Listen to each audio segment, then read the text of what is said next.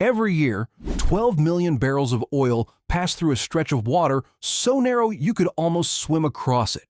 Ships queue for miles. Nations go to war over it. And right now, one country just quietly bought itself a way around all of it. India just secured access to a port that nobody saw coming, and the ripple effects are going to reshape naval power across Asia.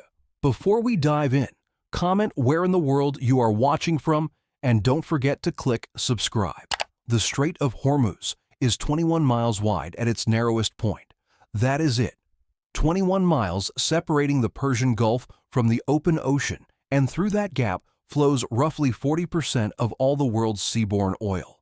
Iran sits on one side, Oman sits on the other, and the United States Navy has spent decades making sure nothing goes wrong in between. But here is the thing about choke points. They cut both ways. For India, the Strait of Hormuz has always been a vulnerability, hiding inside an opportunity. The country imports close to 85% of its crude oil, and a significant portion of it comes straight through those 21 miles. Every barrel that feeds India's refineries, every tanker that supplies its coastal cities, runs through a corridor that 2 or 3 countries could shut down on a bad afternoon. India has known this for years. They have been wargaming it, and now they have done something about it. In 2024, India finalized a deal with Iran to develop and operate the Chabahar Port, located on Iran's southeastern coast along the Gulf of Oman, not inside the strait, outside it. That distinction matters more than almost anything else in this story. Chabahar sits on the far side of Hormuz. Ships can reach it directly from the Indian Ocean without threading through the bottleneck. For India, that means a logistics corridor to Iran, Afghanistan, and Central Asia that does not depend on Pakistani territory and does not require navigating the most contested 21 miles on Earth. This is not just a trade deal. This is India buying itself a geometric escape route from one of history's most dangerous choke points.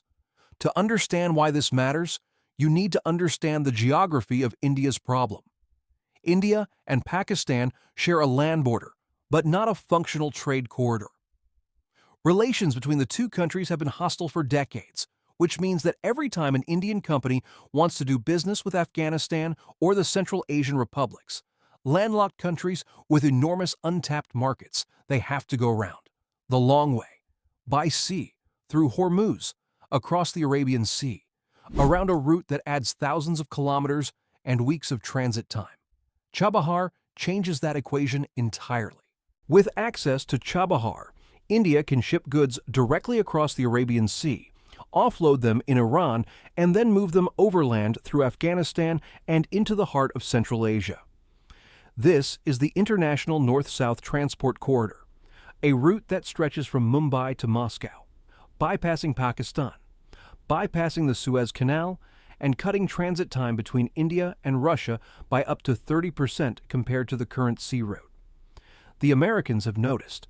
Washington has historically punished countries that do business with Iran under its sanctions regime. But the Biden administration gave India a specific carve-out for Chabahar, exempting the port from sanctions, because the United States recognizes that Afghanistan needs a functioning supply line that does not run through Pakistan or Russia. Indian investment in Chabahar serves American interests in Central Asia, even as it irritates American allies in the Gulf. This is the kind of geopolitical maneuver that rewrites maps quietly while everyone is watching somewhere else. But the naval dimension is the part most analysts are underplaying. India has spent the last decade building out its Indian Ocean strategy under a framework called SEGAR, Security and Growth for All in the Region.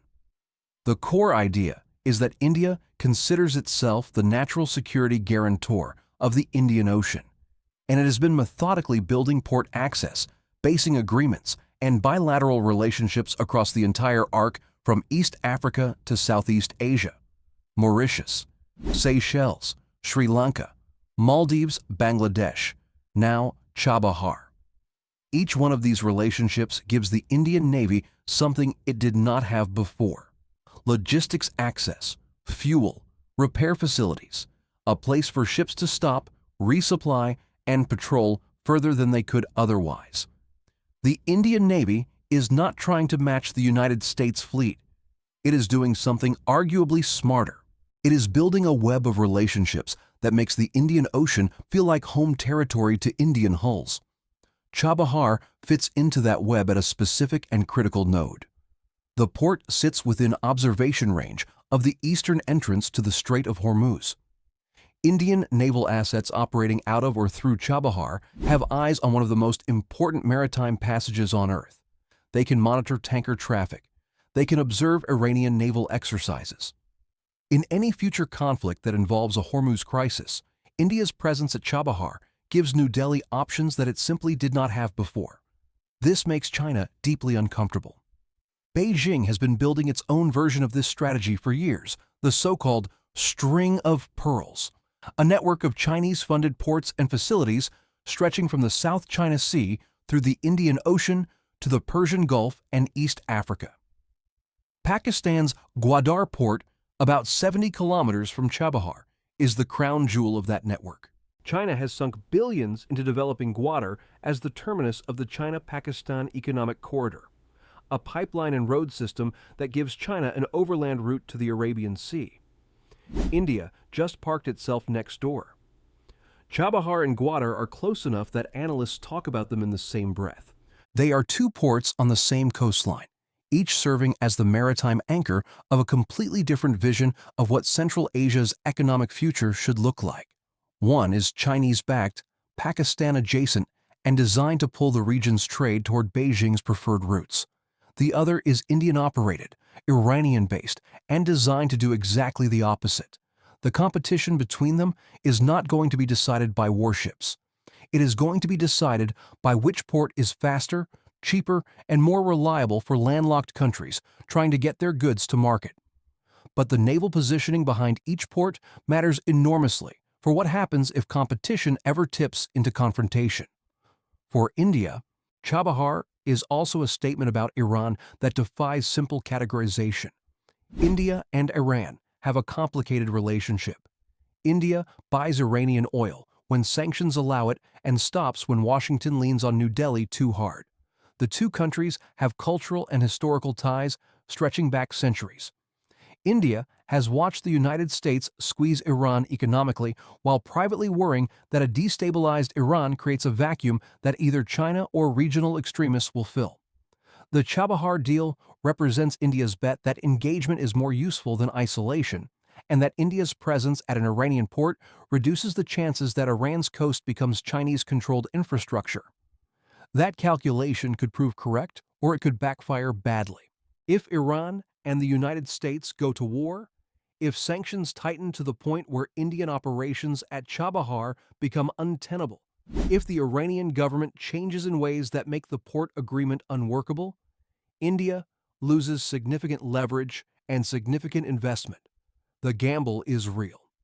But the alternative, staying out, watching China consolidate its presence at Backdoor, and remaining dependent on Hormuz transit for every barrel of oil, looked worse.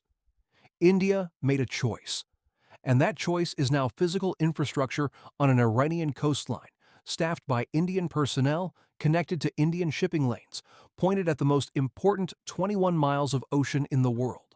The Indian Navy does not get a base at Chabahar. Let's be precise about that. This is a commercial port operation, not a military facility. But the line between commercial and military in strategic port operations is thinner than it sounds. Logistics capacity is naval capacity. A port that can handle Indian commercial traffic can support Indian naval replenishment. A facility that India operates and understands is a facility where Indian ships are not strangers. History is full of examples of commercial port relationships that became strategic ones when the moment demanded it. The British Empire ran on exactly this model for 2 centuries.